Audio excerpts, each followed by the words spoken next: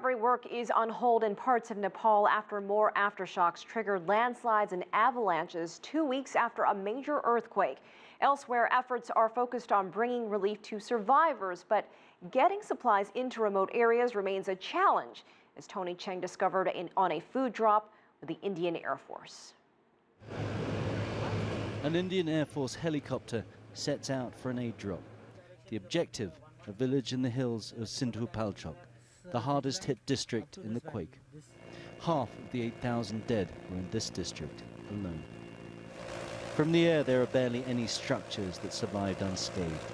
The steep hillsides littered with the rubble and remains that were once homes. Survivors have been living here in the open air with supplies that are running out fast. Our objective is Chautra municipality. The pilot circles the village, closing in on the improvised helipad. But they can't get down. The Nepalese army coordinators persuade them to try again. They've been attempting to get here for some time, but after a second pass, they have to give up. As the pilot explained later, it was just too risky.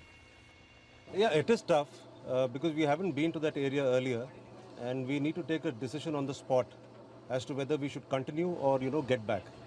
And as you would have seen that there were a lot of loose articles around in that place. So considering the safety of the helicopter, we had to take a decision to abort that. The chopper has just tried to touch down in a small village that's been completely cut off, but they couldn't get down on the improvised touchpad. It was too small and there was too much debris flying around, so they're trying to work out how to get this aid down onto the ground. A new plan is quickly formulated. They can't leave without dropping their much-needed cargo. We fly to the town of Manikaka, also badly hit, but more accessible and the base of army operations. The pilot still can't land, but hovers just above the ground as the aid is pushed out. Everyone lends a hand. They don't know how long they can hold this position. The locals wait expectantly, just beyond the rotor's reach. Sacks of rice and potatoes are thrown out.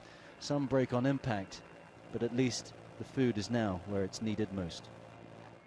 After we leave, the Nepalese army coordinator explains it'll be taken back to the village where we couldn't land before.